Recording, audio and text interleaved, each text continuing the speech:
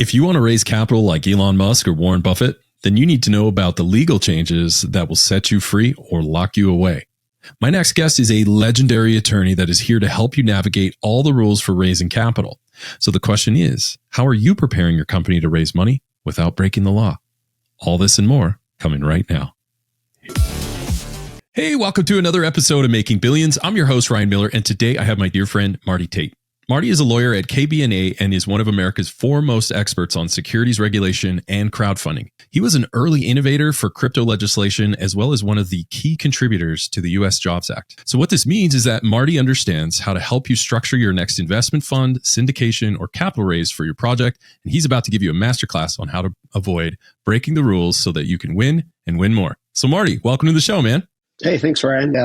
Honor and a pleasure to be here. I've been following your show for a long time, and it's cool to be, on this side of the screen. So thanks. It's great to be part of the community. Yeah, and you certainly are part of the community. And, you and I, we've gotten to know each other a little bit offline here. And your experience with contributing to the U.S. Jobs Act, to helping America figure out this new crypto thing and crowdfunding. I mean, you are really rolling up your sleeves, putting your hands in the dirt, and really figuring out how to help people do private deals, crowdfunding, crypto. I mean, you are in all of the big, cool, sexy stuff that we get to work on as emerging fund managers and entrepreneurs. And there's Marty Tate right there with the banner of truth to bring us home to the promised land. So that was a little dramatic intro, but the reality is, in all seriousness, your background and experience has proven to be very, very helpful, not only for emerging fund managers and entrepreneurs, but also for helping people and the government to write some better legislation. So let's jump right into it.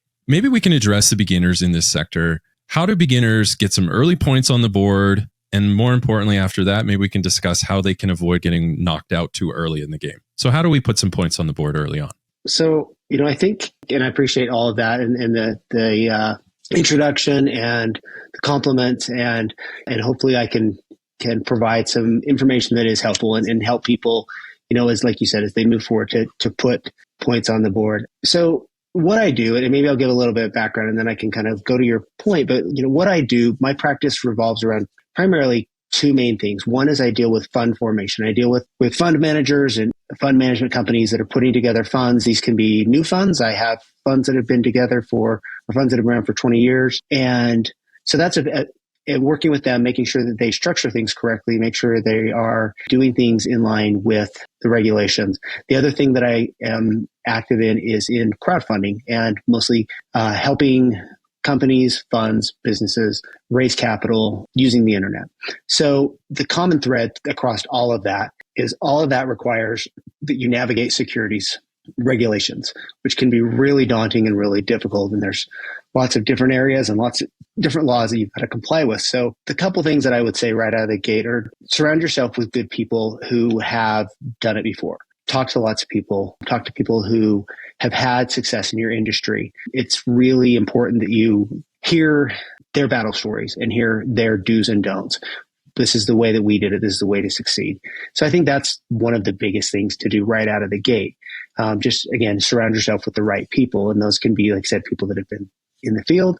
They can be people, they can be lawyers, they can be accountants, they can be, VCs, fund managers, whoever that might be. Another thing is on that same lines is, although you want to surround yourself, you don't want to get yourself too far over your skis. Like, don't immediately go out and say, okay, I want to do this fund and so I'm just going to start, spending money and make sure that you've mapped it out. And a good lawyer is going to help you say, hey, this is where you need to be before you start spending money with me. And again, then just surround yourself, like I said before, with the right professionals, the right lawyers, the right accountants, fund administrators, and so forth, broker dealers, if necessary, that can help you stay in compliance along the way.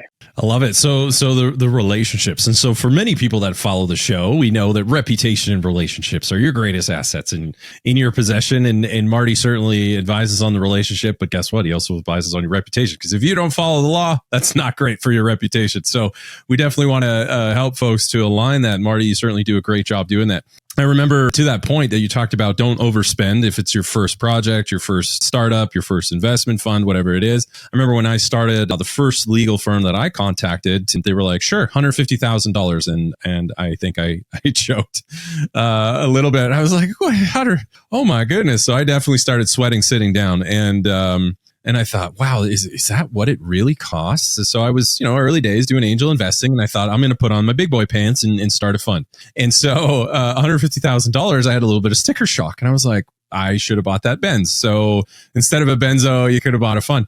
And so shopping around, folks, there's a huge range. And Marty, maybe you can kind of help me understand that. But I've seen the cheapest I've ever seen is about 15 grand. And the most expensive I was ever quoted was $1 million.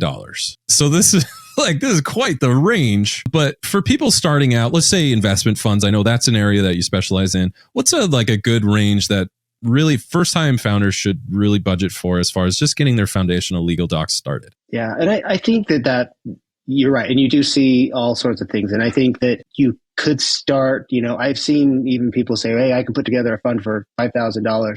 You're going to get what you paid for. The lawyer's going to find and replace the last guy's name and probably miss half of the things that he, spell your name wrong and address wrong.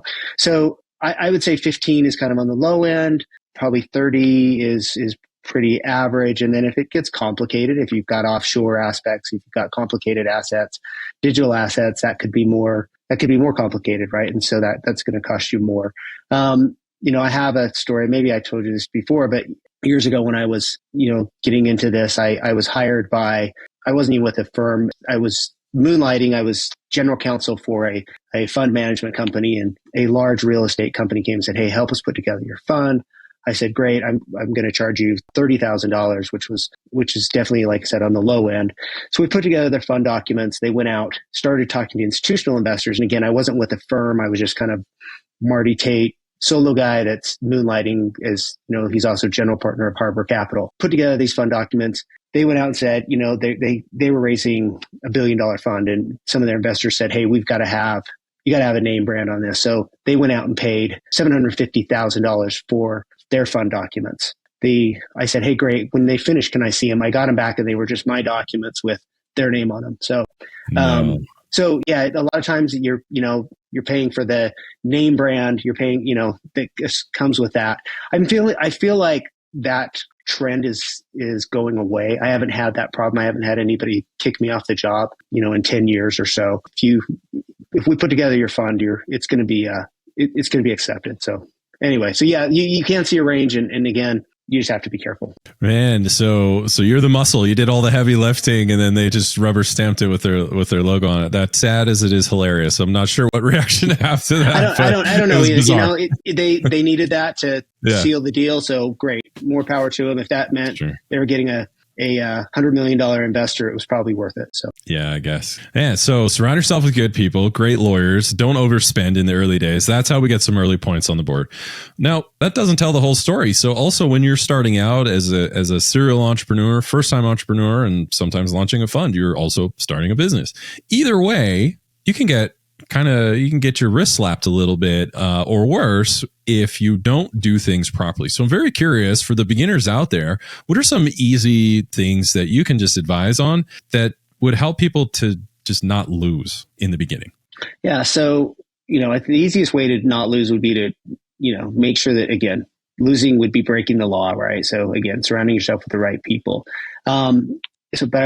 We've hit that point enough. The other thing is, as you go out and you start to raise capital, this can be applicable to a fund. This can be applicable to somebody that has a company that says, hey, we're trying to raise money. You want to make sure that you have a plan. You want to understand, who are you raising that money from, and how do you plan on doing it? Those are the two questions I have when people come to me and say, hey, we're going to do you'll maybe hear people say, we're going to do a private placement or a PPM or a 506C or a 506B offering.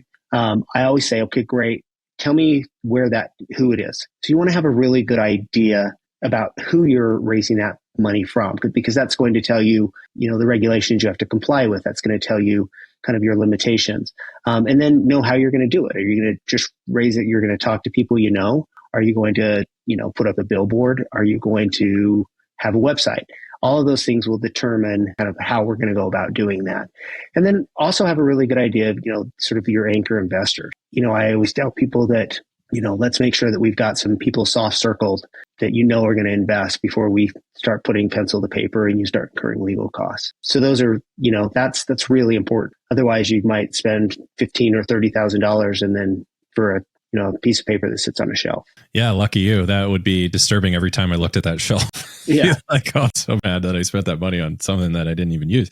So, okay. So then retail versus anchor investors versus institutional capital. So be sure, where are you going to raise? When I say retail, I don't know about you, Marty, but I typically just refer to that as typically just regular investors, individual investors, high net worth individuals, just nothing on the institutional side. That was one. And then the other one is, how are you going to market your offering? Whether that's a fund offering, your startup, how are you going to market that? Where are you going to place advertisements? There are some restrictions when it comes to advertising for raising money.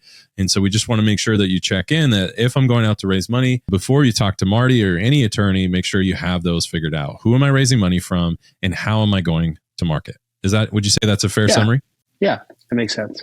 Perfect. So let's talk about your industry as far as legal requirements go. I know this is a hot topic, right? So it's better to have this knowledge and not need it than to need it, not have it, and then you're really having a lot of fun. But in the market, I'm just curious, like, what's going on as far as regulatory changes? What are you seeing as far as Gensler and the stuff that they're doing at the SEC? What are you seeing over there? Yeah. So, and again, the things that I touch on it's pretty broad, right? But I think that, with Chairman Gensler, you're definitely seeing an uptick in regulation. And the biggest thing you've seen is an uptick in enforcement actions. The SEC has really focused on, whether it's increasing their staff, and they've really focused on the bad actors, the people out there that are committing fraud, the people that are, in the industries that are suspect. So you've seen in the crypto space, for example, you've seen a lot of enforcement actions, a lot of settlements with people who have gone out and done token offerings. With respect to fund managers, you are seeing an increased scrutiny as well. That's, in some cases, that makes sense because there are some bad dudes out there. I also represent some companies that honestly, weren't out of line, and the SEC is kind of overstepping. So it's a little bit of a mixed bag. But you're seeing, with respect to advisors, they came out with a whole new set of proposed rules for investment advisors. One of the big things is under these proposed rule was this, and I think these makes a lot of sense, they prohibited preferential treatment.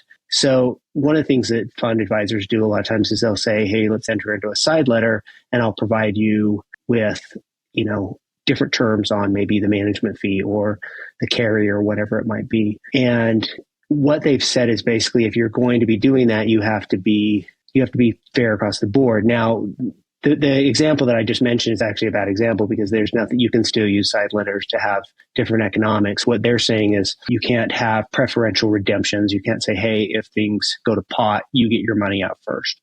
You have to treat all the investors the same. The second thing that they basically said is you have to give everybody the same information. You can't give somebody just like special inside information. So those are the two big areas that they proposed changing with regards to side letters and preferential treatment. So that was one of the big things that we saw recently in regulations. Perfect. Okay. And do you see any how is the market adapting to that? What are some of the strategies that you're seeing people do with some of these changes? Like, how are people adapting? I'm wondering if you could talk about that. What you're seeing, and where, at least from my perspective, is, we're getting approached by a lot of advisors saying, okay, how do we need to address this thing, or these changes? So I mentioned the side letters. The other changes that have perhaps even a bigger impact is that private fund managers that are registered with the SEC, which isn't everybody. There's some private fund managers that are registered with the state. There are some people that fall under the category of an exempt reporting advisor. And there are some people that are advising on assets that don't fall within the Investment Advisors Act. So private advisors registered with the SEC one of the bigger changes is they now have to provide quarterly statements that talk about your fund level expenses. They also have to get an audit for the fund, which that can be a huge change. And then there's some other financial things. So what we're seeing now is, again, these are proposed rules. And they haven't gone into effect yet, but we're helping people prepare for those as fund advisors. Perfect. I love that. And honestly, all of those, I know, and there's more regulation. Sometimes the regulated have a little bit of heartburn over it, but everything that you've just said, I see that as a positive. No special treatment, right? If you come into an investment fund, that fund manager has a responsibility to treat you the same as everyone else. Yeah, I think that's a great thing. You must provide audit. And like you said, these are all proposed, but you must provide audited financial statements. Yeah, great. That helps them to trust you. And it also drives further integrity in the industry. It's very hard to be a regulator. As one of my previous guests have said, is regulators tend to tap the brakes until something flies through the windshield. So they're still tapping the brakes a little bit and figuring this out. But regardless, this is not an easy job. So tip of the hat to regulators who are really just trying to drive integrity in the markets, whether it's audit, no special treatment. Be careful with side letters, meaning basically you have a term in your fund that investors get.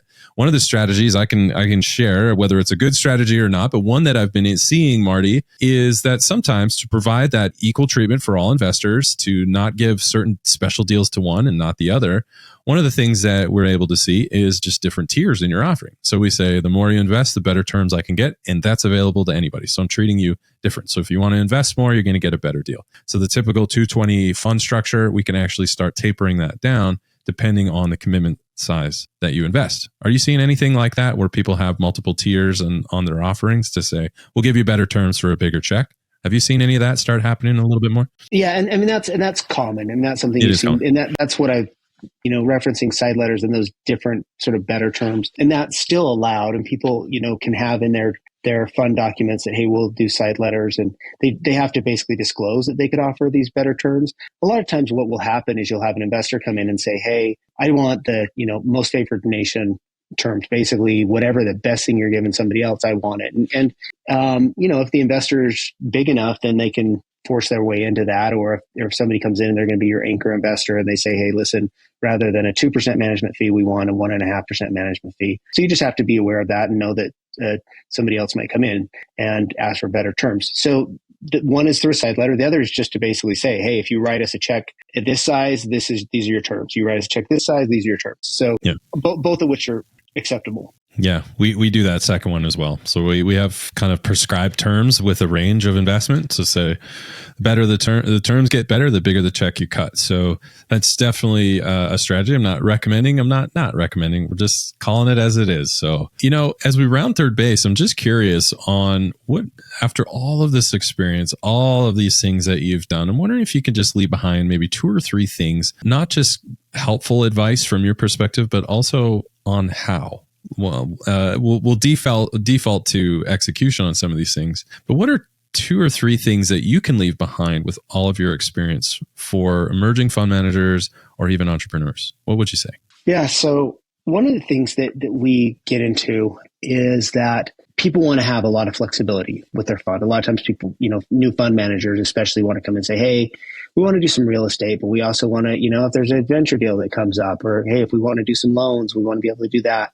And my advice to them is, if you're a first-time fund manager, be specific, be focused on a particular asset class, be an expert and not a generalist, right? I think that, maybe a Warren Buffett, if he comes out with a fund and he says, hey, I'm going to just kind of do whatever I want, I think we would all jump into that because we would trust that. But if you're a first-time fund manager, focus on what you are going to do.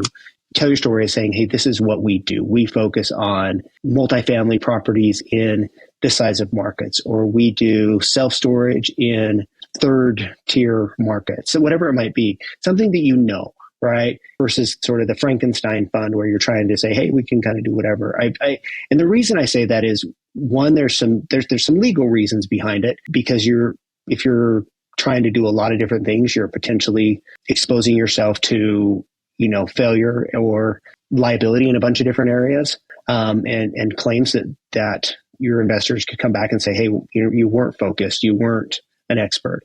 But the bigger thing is just, it's harder to raise capital. Like if I get a lot of deals across my desk, and the people that are focused and say, this is what we do, we just are raising capital for this type of deals. It's we are raising capital for a preferred debt, or, on commercial property, or we're raising capital to invest in single family homes in this market. That's going to be, or fix and flips in this market. And this is our experience with that. That's going to be I think that's a big advantage that, when you're going out and trying to raise capital and going to help you in that effort. I love it. And as the saying goes, better be 2 inches wide and 100 miles deep than 100 miles wide and 2 inches deep. So I remember one person launching a fund and he was like, Ryan, I got the best idea. So sometimes we use big words like multi-strat fund, right? It makes you sound real smart. But so he said, Ryan, I have the best idea for a fund. And I said, dude, that's awesome. Tell me about it. And he said, okay, you ready for this?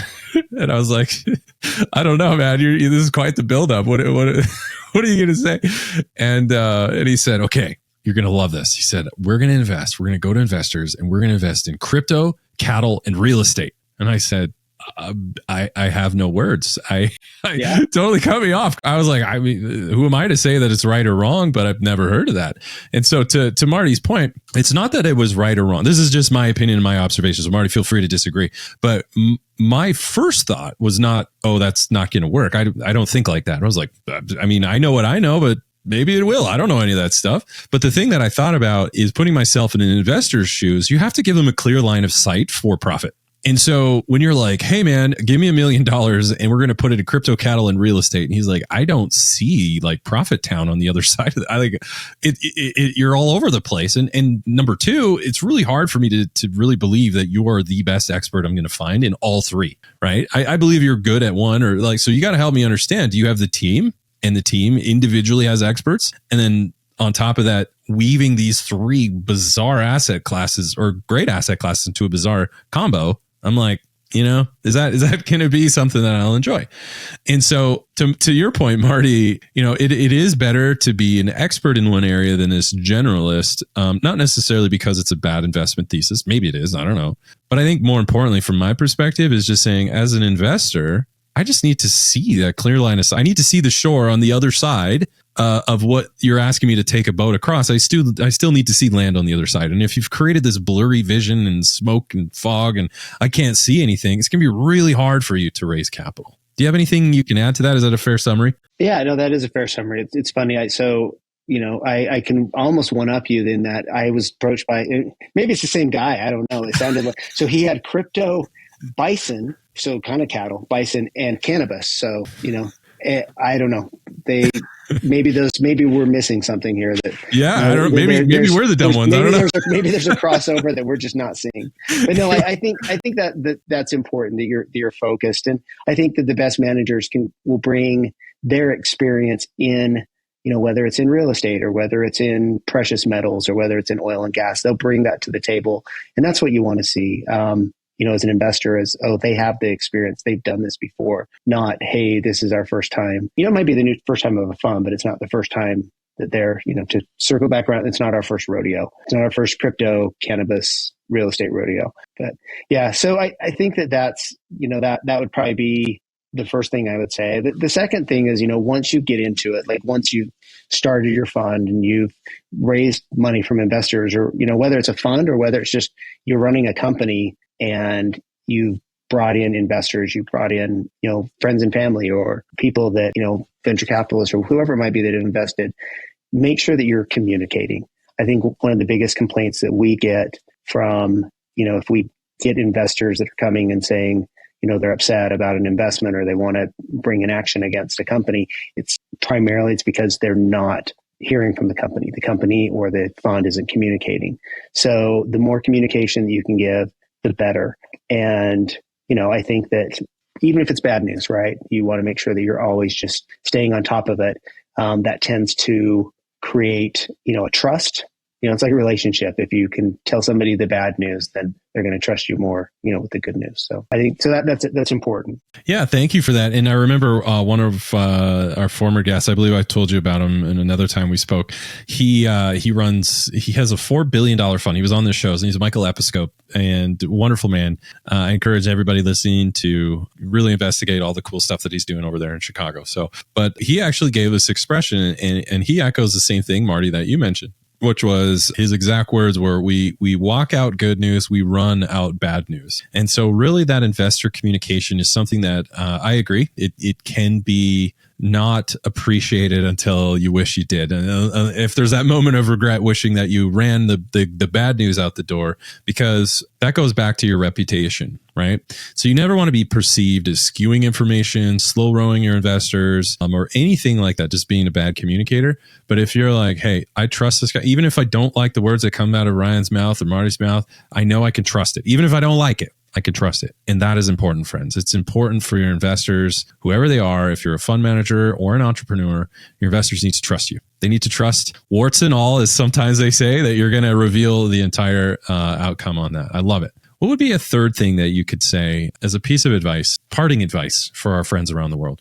I'll probably go full circle back to where we started, which was just, again, I'm a lawyer, so I'm going to say this, but just compliance, making sure that you, again, are surrounding yourself with the right people so that you are following the laws. So for example, with a fund, there are multiple silos of regulations that you have to navigate. You have to regulate the Securities Act of 1933. You have to navigate the Investment Advisors Act. You have to navigate the Investment Company Act. And a lot of times people think because they've done one, they ignore the other areas. And so they'll say, hey, well, we are a Reg D fund, a 506C fund. They're like, well, we're good.